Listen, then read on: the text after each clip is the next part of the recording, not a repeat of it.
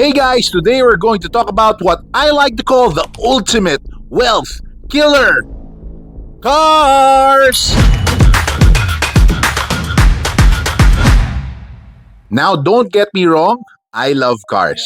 And I get it, you also love cars. Pero alam nyo ba na ang cars ay one of the sneakiest ways we end up throwing our hard-earned money away? So as your friendly financial mechanic, let me help you break it down one part at a time para walang sayang. Marami nagsasabi, oh, I can afford the monthly payments.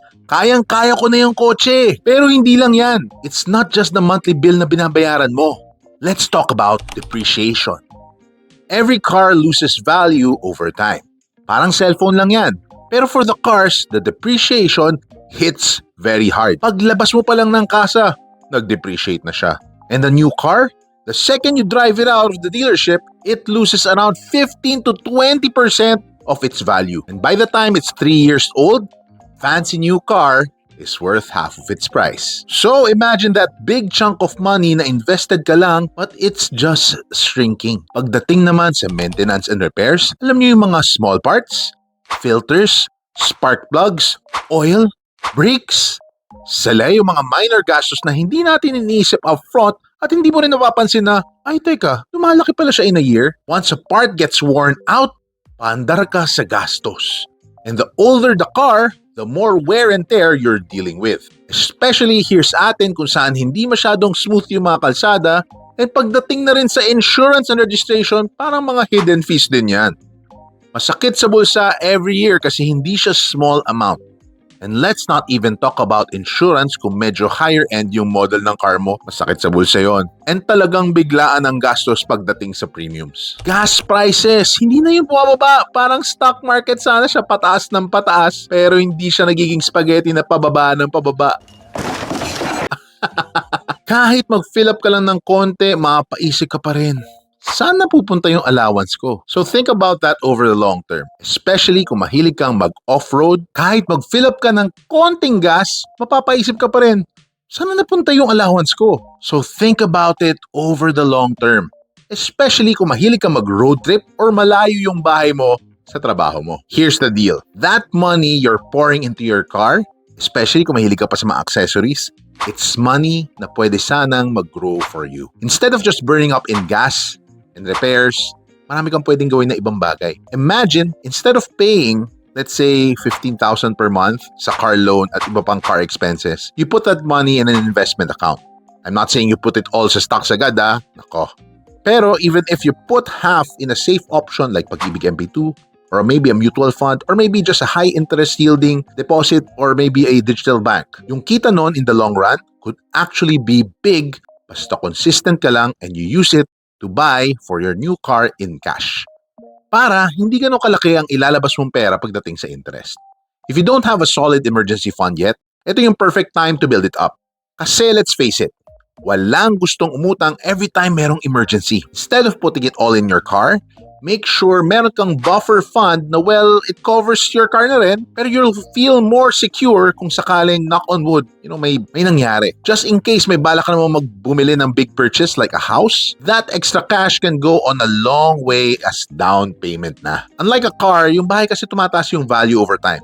Whereas, invest mo man yan sa lupa or maybe sa bahay at lupa na, tataas pa rin yung value niyan. But if you invest it in other things like maybe condos, it's also possible na tumaas din yung value niya. Imagine, instead of watching your asset lose its value, you're watching it grow over time. Quick kwento lang, I remember way back 2015 when I got a car, nasa 20,000 per month yung monthly amortization niya. So looking back, inisip ko ngayon, sana mas mababa yung kinuha kong amortization, or if I looked at it in a different perspective, na what if I was able to actually give in more down payment para napababa yung amortization? Kasi nga, little did I know na, I could have put at least half of that 20,000 pesos into something else that earns more money. So something to think about for yourself. If you're buying a unit, buying a car, alam ko mas mahal na siya nowadays because of excise tax and all. But check nyo muna sa budget nyo. Baka naman kasi masyadong malaki yung 20,000 a month na yan in terms of buying a car. So ang dami ko na sinabing kontra sa pagbili ng kotse, pero okay, I understand. Maybe hindi realistic to go car free. Baka pag commute, hindi rin siya talaga doable, especially kung malayo ang lugar mo. So if you're going to get a car, ito yung mga tips para hindi ganon kasakit sa iyong bulsa. Ready ka na ba? Rule of thumb guys, buy slightly used instead of brand new. A car that's around 2 to 3 years old has already taken that massive depreciation hit. Pero maganda pa din siya. Just make sure it's in good shape and wala ka na magiging malaking issues pagdating sa parts. You're saving money na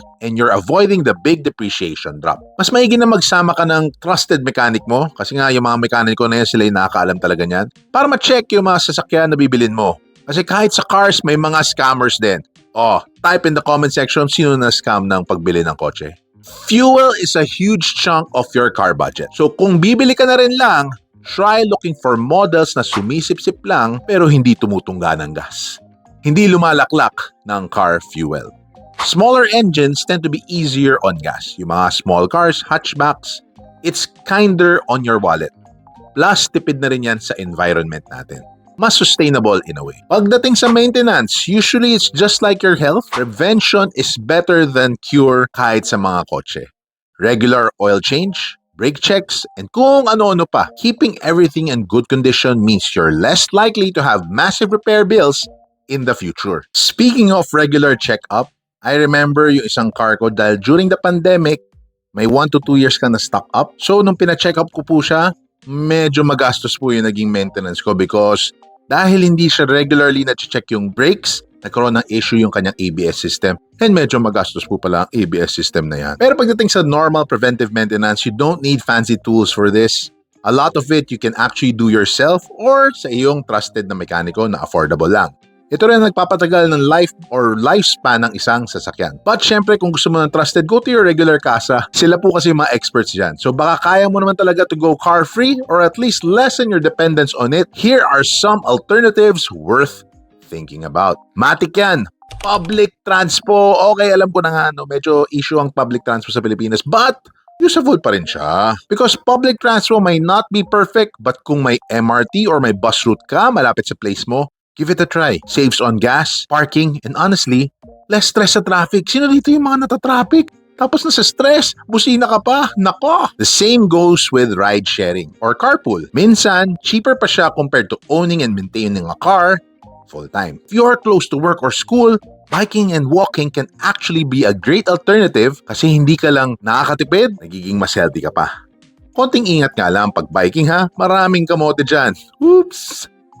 It saves you cash, pwedeng good for your health kung naka-face mask ka, and stress-free ka pa sa parking problems. Stress nga lang sa init ng araw kaya bring your umbrellas kung naglalakad ka. And of course, wear your masks and headgears kapag nagbabike ka. So there you have it guys. Disclaimer lang ha, I'm not saying na huwag kayong bumili ng kotse. Ang gusto kong sabihin ay, owning a car is a big decision and a big responsibility that can drain your wallet more than you think. You want to use it well and keep it from running your finances into the ground. Sometimes what's best for your financial health is holding you back on that dream car, or at least making a smart choice about it. Thanks for watching, buddies. Drop a comment if you have car ownership tips or if you think owning a car has been worth it for you. Don't forget to like, subscribe, and let's keep leveling up our finances. Kita-kits ulit!